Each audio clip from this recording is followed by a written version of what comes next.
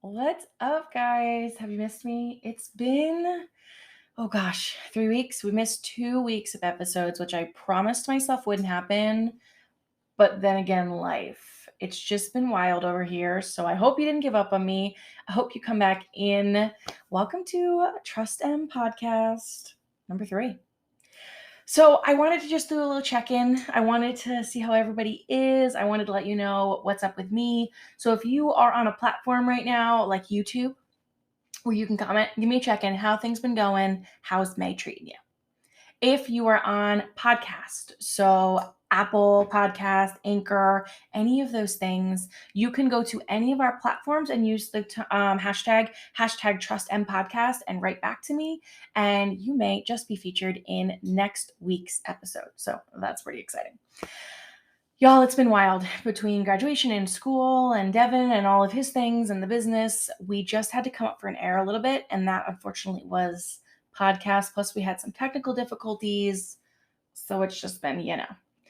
But we're here and we're back, and you'll have me every week. I promise. And we're doing something really fun. So as you can see, my location is a little differently, or if you're listening, my location is different. Just believe me, because we're actually going to have a virtual guest. Is that what we're going to call her? I guess so. And she's amazing. And I wanted to kind of continue a conversation that we had last week and expand on it a little bit. I felt like I kind of just dropped this bomb of an opinion and didn't really follow it up. And I just feel like I want to say my piece. So we're going to give her a call and we're going to see if we can get her to pick up. Let's see here.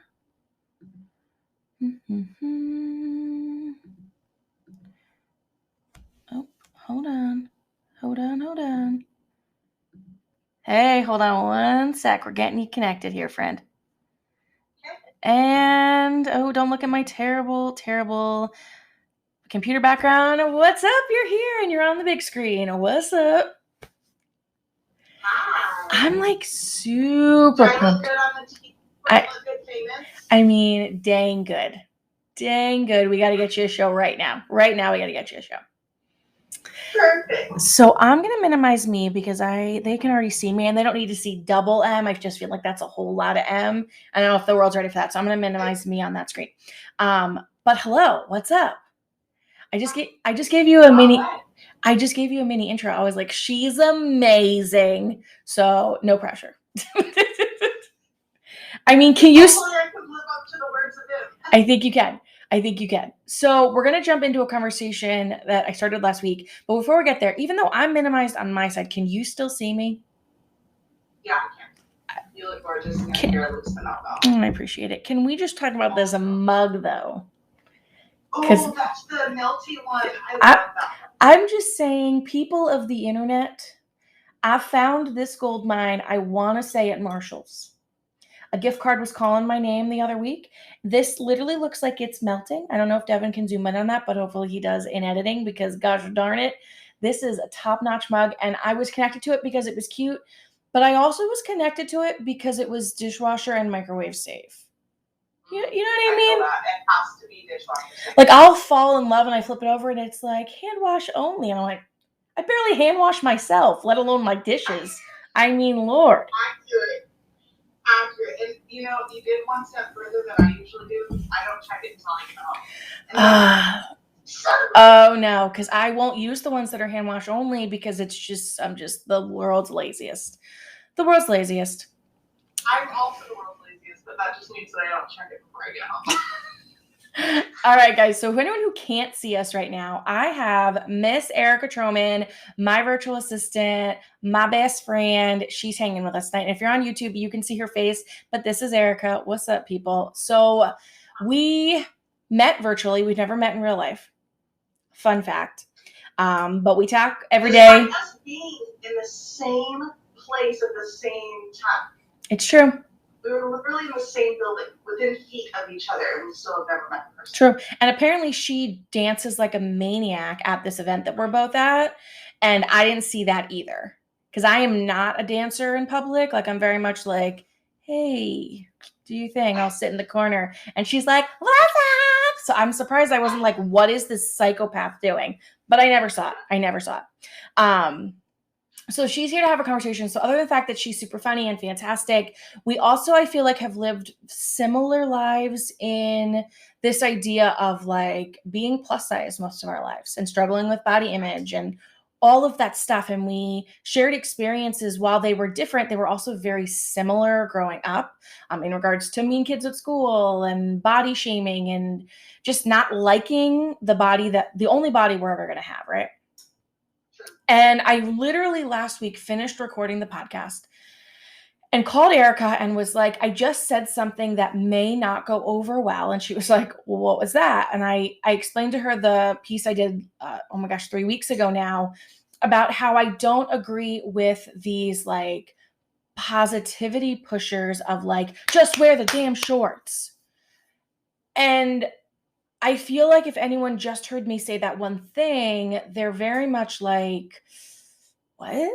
I don't understand what the deal is with this. It just doesn't make any sense. So I kind of want to expand on that. And I kind of explained my point with Erica, and I briefly explained it in last episode. But I feel like Erica kind of gets my point, and I feel like maybe she can give some insight, and we can maybe possibly someone will hear this, and the next time they try to force somebody into liking themselves, they kind of just meet them where they're at. And I, you know what I mean? Like, I feel like there were many times in, at least for my life, and you can speak for yourself, of course, where I felt like, okay, you telling me to like myself more didn't make me like myself. It just made me feel like no one understood me. Yeah, it's very isolating when you hear someone try to, I mean, given with anything, try and force their opinion, and it's as well-meaning as I know that they mean it. I mean, there's no doubt that they're well-intentioned.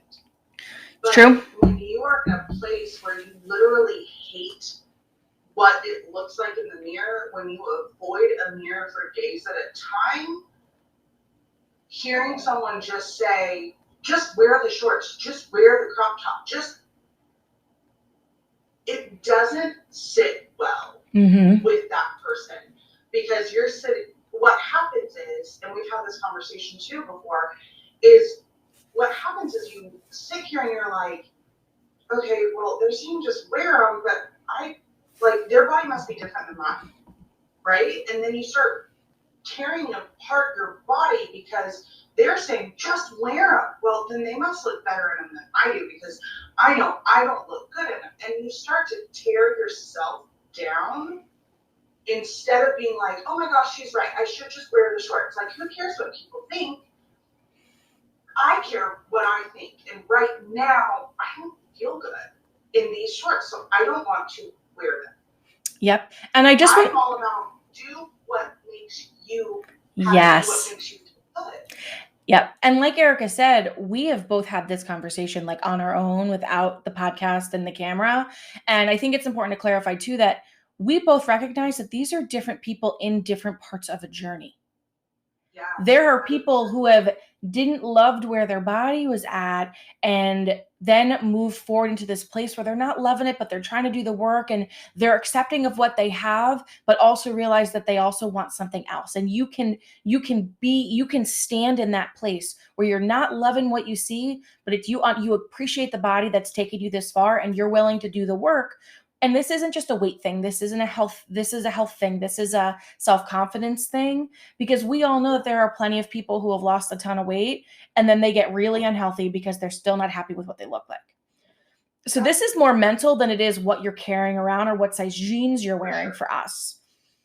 And I just feel like that, and this may be, I might get all the hate from all the internet and get canceled a little bit here, but for somebody who has never been below a size 12 ever in my life, in my worst moments of body shaming, I have never loved when someone who's wearing a size 4 tell me to just go put on the bikini.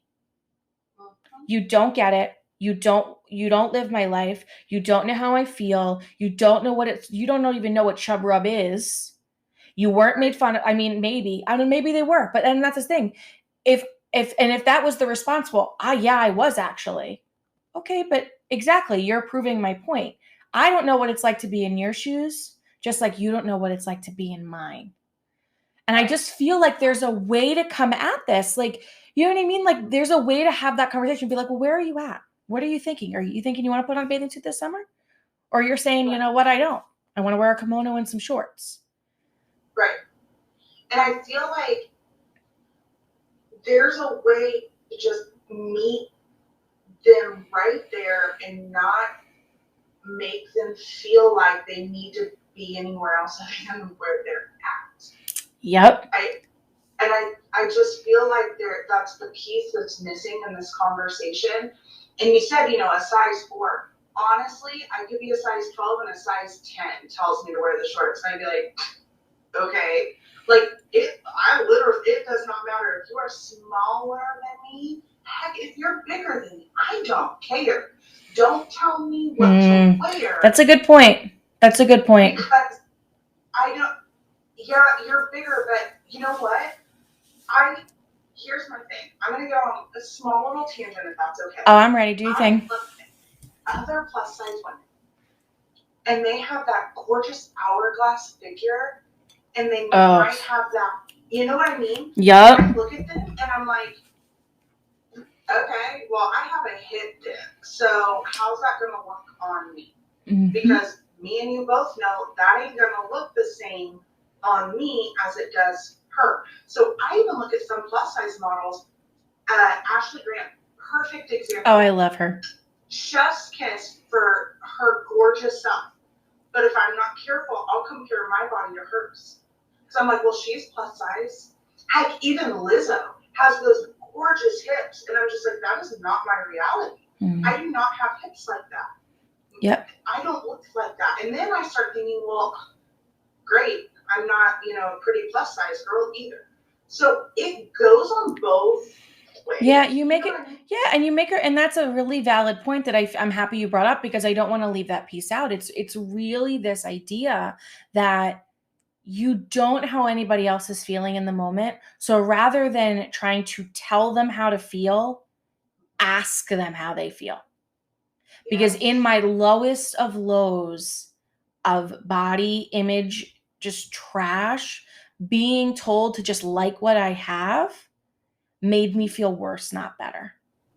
Yeah, 100%. You know what I mean? I feel like on a different level too, like, it's also this idea of how you show up in your world, but it's always different. I feel like when you become a mom and you have 2 little ones at home, and you have precious baby boys. I love them to pieces. And while that's different than raising girls, I also feel like it's also relevant to the conversation that how you talk to yourself, how they should talk to themselves, how they should talk to women. I agree. It's all tied up in this little bow. So by shaming grown women into feel a certain way, now they feel double as bad. I feel like kids are going to pick up on that. Yeah, 100%. And I'm really lucky to, shameless plug here for Bri, my husband, Brian. He talks so highly of me and my body, and my personality doesn't just boil it down to looks. He talks so highly of me in front of the boys. And we had to have that conversation when I was pregnant with Lucas 6 years ago. Like, hey, how you talk to me really matters, especially since we're going to be raising this little tiny boy. Yeah. And then, I didn't need to have the conversation the second time 5 years later when I had Logan, but I had to have that conversation because he had to understand that even the slightest, even if it's just playful or it's flirting, just the slightest dig could adjust how my sons see and speak to women. It's so true. That's a responsibility that is heavy. That is heavy. Absolutely. But at the same time, it's an important thing. And I want to raise a generation of boys who are respectful and kind and generous and thoughtful. And so even though I don't have little girls, I have little boys, and I feel like that's just as important. It's equally as important as teaching girls how to speak to themselves, but teaching boys how to speak to women. Oh, absolutely. And about themselves. It all. Oh, yeah, for sure. For sure. And I already see that in Lucas. Like obviously the people who already don't know that, but Lucas is almost 6 now. Or is he 6 now? He's almost 6. He is so sweet and genuine. And the things that come out of his mouth, I'm like, that's a good mini human. That's a good one. And you can tell that those things are already rubbing off, even though he's 5 years old. And that's, again, you said that's such a heavy burden to carry, on top of carrying your own burden of, I don't like what I have, and I'm also being told to like it anyways. So it's this double-edged sword of, I don't like it, but I also don't like me for another reason, because I'm being told it's good and I don't feel that way. What's wrong with me? Right. And if we could just have this conversation of, you know what, however you show up this summer, whatever it's in, I appreciate that you are standing here no matter what you're wearing. I feel like summer for anyone. Exactly. If you show up as you, it's a hot girl summer. I mean, I literally just saw a TikTok like an hour ago where it was like, hot girl summer, hot girl summer. How about really funny girl summer? Or no, it was really funny girl who brings the snacks summer. And I was like, come in. I do this. I pick me. I'm ready. I was the one. I'll bring the coffee. And I just feel like there's already so much pressure in this reality right now, more so than ever. We're still playing the what size pants game you play. We're still playing this. No, thank you. Genuinely, when I ordered my first pair of Judy Blues for me, what did I say? I literally went, I don't know what size I am. I'm going to be honest. I have no clue. And you were like, okay. You were like, how about let's try this size. And if it doesn't work, then we'll figure it out. Mm-hmm. And honestly, when I put on those jeans, I had to tell myself, okay, the number doesn't matter. It changes with everyone. It doesn't matter. It doesn't matter. How does it feel? Does it feel good? Yep. I had to, even though I've done all this work on myself and accepting where I'm at and understanding that my body birthed 2 humans and made them, and accepting the amazing miracle that is, I still had to have that conversation with me in my head. Okay, if these don't fit, it's not a big deal. We'll just go up a size. Because it's the scariest thing, for whatever reason, trauma or whatever, to go up a size, to think that you're one size and not be that size. Yep, 100%. But I'm totally happy, and the jeans fit, and all the things are great, but I had to not worry about that number on the inside of my jeans. And now, it's so true, and it very much reminds me of, I'd love for you to explain the post you made about the Target fitting room. I believe it was Target. Was it Target? Was it? It was Target. Mm-hmm. So if you could explain that, because I'd love for people to know what I'm talking about. Yeah, so I have this post that I posted a few years ago, and it's a completely and totally true story. I was in a Target dressing room, and I was trying on a pair of shorts. This is right when crop tops stepped onto the scene, and at least in my part of the country, we weren't wearing crop tops. And I was in that dressing room wearing a crop top t-shirt with high-waisted jeans or shorts, and I was sitting there going, I don't like how this looks. Okay. And all of a sudden I start hearing these sniffles. And I am telling you, in my post I say, I know those sniffles. Yep. I know those sniffles. I'm getting goosebumps just thinking about it now. I wanted to walk out of that freaking changing room and find that girl and hug her, because I knew it didn't fit. Yep. I don't know what she was trying on. I don't know if it was a bathing suit. I don't know if it was jeans. I don't know what she tried on, but I know it didn't fit. And I know she was disappointed with herself. And I talked in that post about, trust me, I've had that conversation too. You know, you start down talking yourself and you start saying, you know, God, you're so fat and, you know, you're so Mhm. worthless and God, I can't believe that we're in this position again. Look at you, look at your body. You know, why are we here? Like, you keep making promises and you break those. And so what's the point of even making a promise? Now, I mean, that's the conversation that happens in those dressing rooms with more girls than Yep. you'll ever know. It doesn't matter if you're a size 2 or a size 22. Oh, it's so true. That happens with every single girl in there. And we just cut ourselves down. And I literally said, I was like, you know, I just want to hug you because I've been there too. And right now, you're not thinking that every other person in this world has been there too. You are thinking you were the only one who was dealing with this. And I wanted to find her, and I posted it, and it got some attention, and you know, I was really happy because there were so many comments and messages that came from that post of people saying, wow, thank you so much for posting this. I feel seen, I feel heard, because it was someone saying, hey, I know you have this conversation in your head, but you need to remember that you are beautiful. Whether you know that or believe that or not, you are a beautiful human being. Yep. And that size doesn't matter. It doesn't matter. I know it's hard and I get it. And I know that that's where you got to go, and you got to go on that journey, and you got to understand, you got to accept. Like, just like we said, you got to know where they're at on that acceptance level. But no matter where you're at, you are beautiful. And I will shove that down your throat every damn day because you're beautiful. Right where you are.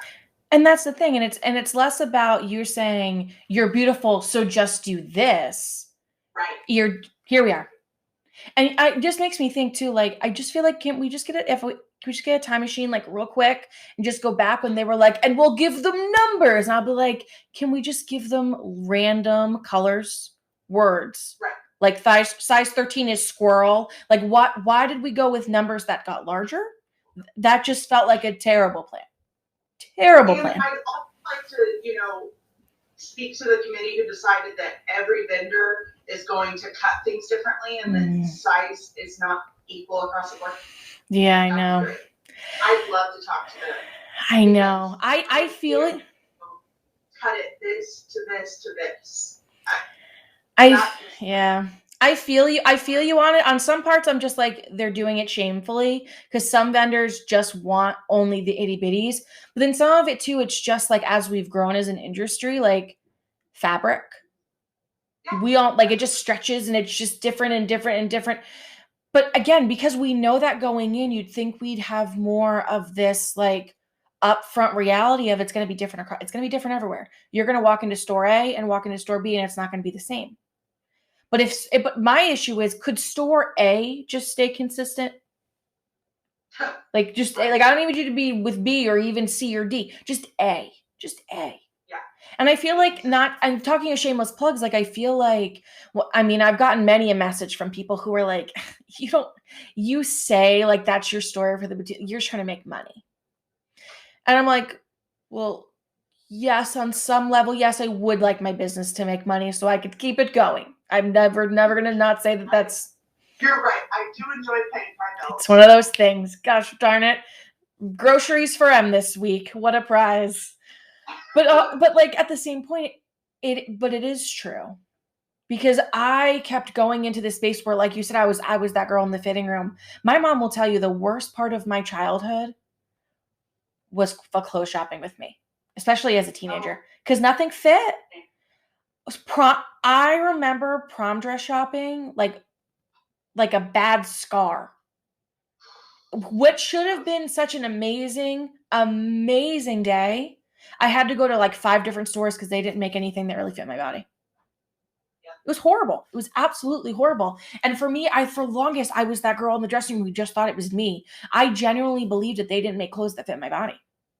But then what happened was I started selling clothes and I learned that it wasn't just me. It wasn't just the girls who couldn't get the jeans to close. It was the women with varicose veins. It was dimples and pimples and my hips are too big and I hate my calves and my arms are too big or this and that. It was everything. It was everyone trying to fit into this ideal. And that was really where the boutique was born. Because it's not just about meeting the needs of a certain side, it's trying to help as many people as possible. And it's why I really do brag about my return rate being so low. Because on some level, yeah, is it a pain to take back returns? Yeah, but it's also a part of business and I've accepted that. It's more for me that when you message us and say, hey, I need to return this, that point, I think it's less than 1% right now and my orders get returned. When they message me or they message you and say, hey, Erica, I need to return this, it doesn't fit. All I can see is that person getting the bag from the UPS man, ripping it open, putting it on and going. And that's the part that hurts my heart because I want you to just get it and put it on and love it. Yeah. And I'll do this. Yeah. Mm-hmm. I just got a new pair of shorts in. Yep. From you, they're Judy Blue. And even though this is my third pair of Judy Blues now because #obsessed, buy all the Judy Blues. FYI, if you haven't done it, I don't know why I pulled the trigger. But another shameless plug, not sorry. So, what did I say to you? I said, God, I hope they fit. Yep. Why would I have any inclination that they wouldn't? The other two from the same brand fit. Because with so many other brands, the third one wouldn't fit. Right. And I put them on and what did I do? I went, they fit! Yeah, and then she had a little twerk team moment. I saw it. I was there. That's my whole thing. I know that I'm not the only one that when you get a pair of freaking shorts I don't care what it is. I do it in dresses and skirts. I do a little twerk in the dressing room if I feel good in it. And I gotta make sure it looks good when I'm twerking because who knows when I'm gonna pull it up. You know what I mean? Like I can be in Walmart and just be like, oh, I'm feeling this song. I mean, I did not make the twerk team. I think my heart does a little twerk when the jeans fit. I think that's like the comparison. But yes, I understand. I feel it. I think that's why it was no question when, we ended up going into this together and I was like, hey, I'll be your personal assistant. I have no problem going into business with you because I knew that our hearts were the same when it came to that. And just like him, I don't have to deal with the returns personally. All I have to do is send you the info to do it. But it hurts my heart too when I see, hey, this didn't fit. Or hey, I didn't like the way this looked. I hate it. I hate it so much. And I literally just want to hop through the screen and be like, hey girl. You know what? I think hurt us the most recently?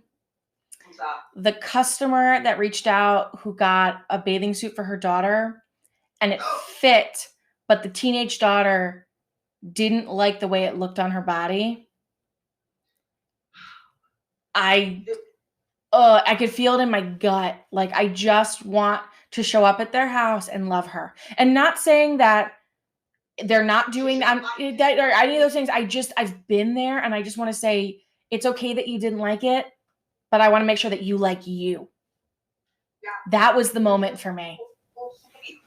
And I have thought about reaching out to that customer's daughter if I could find a way to do it. You know what I mean? And I'm sure that I could reach out to the customer and she would link us together because she's wonderful. But I've wanted to be like, hey, I want to check in.